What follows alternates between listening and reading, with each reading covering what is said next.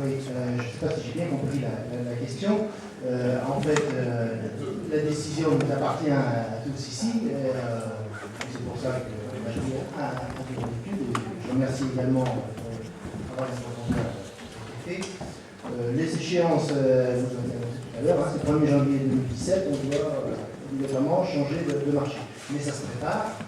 Donc, deuxième semestre 2015, il faut déjà que l'on travaille sur le cahier des charges à mettre en place. Il a laissé le temps suffisant aux prestataires dès les derniers 6 mois de 2016 pour faire son équipement. Donc, la période est tout terminée. Ensuite, on associera les citoyens par la communication, mais évidemment. Ce sera un des rôles de l'agglomération, d'inciter tous les citoyens à aller dans le sens que l'on souhaite pour optimiser donc, les collectes.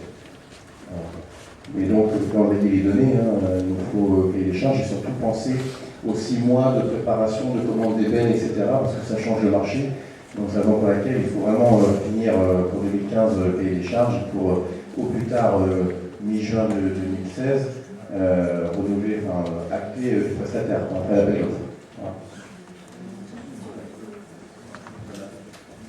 Pardon Pierre, il faudra porter une attention toute particulière aux stations balnéaires parce que les gens arrivent le samedi, repartent le samedi en général et qu'est-ce qu'on applique comme tarification? Donc ça c'est pas très évident. La réponse par rapport à la maîtrise pour la redevance. C'est-à-dire qu'il faudra. En redevance. Et par des larges. Moi j'ai une question à poser. D'abord j'ai trouvé cette étude vraiment très, très intéressante. Et effectivement, je pense que le passage à la redevance incitative est un progrès en définitive.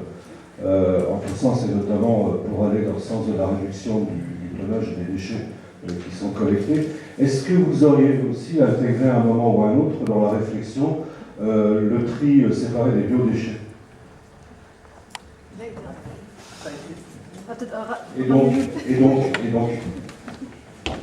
les points.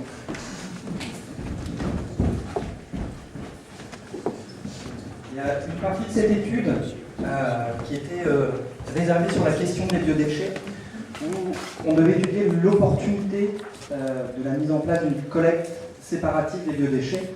Donc on en entend parler, on a encore vis-à-vis de la loi de transition énergétique, où la loi propose de faire une collecte séparée, non c'est pas une collecte séparée. Un tri à la source. Un tri à la source, pardon, justement. Tout le mot est là. Au début c'était collecte séparée, maintenant c'est devenu un tri à la source des biodéchets. Le compostage est un tri à la source des biodéchets. Pour ce qui est d'une collecte de biodéchets, une collecte séparative, une collecte en porte-à-porte, on a regardé, on a pris les dernières études qui sont sorties sur le sujet. Aujourd'hui, mettre une collecte séparative de biodéchets en place sur votre territoire, sur 60% des foyers qui sont en pavillonnaire, pour lesquels c'est le plus simple à mettre en place, ça représente un surcoût de collecte de 600 000 €. Et encore, ça sous-entendrait de passer une collecte en C05. Donc on a regardé, si jamais on diminuait la fréquence de collecte des ordures ménagères résiduelles à une semaine sur 2, et qu'on mettrait en place une collecte de biodéchets, une collecte séparée de biodéchets, il y aura un surcoût pour la collectivité de l'ordre de 600 000 €. Après, environnementalement parlant, on fait une collecte séparative qui nous permet de traiter les biodéchets séparément des autres déchets. On reste toujours sur des problématiques. Aujourd'hui, on entend parler beaucoup des TMB, notamment. Il y a du bon, il y a du moins bon. Ne répondez pas aux questions, messieurs. Ne répondez pas. Donc, voilà. Donc aujourd'hui, l'étude qui nous a été demandée par la CARO, de regarder l'opportunité du biodéchet, quoi qu'il arrive, c'est plus cher tout simplement parce qu'on met en place un service supplémentaire. Donc, c'est comme passer de l'apport volontaire au porte-à-porte, ça coûte plus cher parce qu'on met plus de moyens pour réaliser la collecte. Le principe est le même quand on met en place une collecte sélective de biodéchets.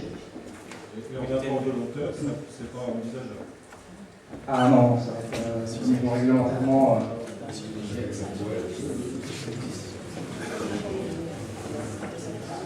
Allez.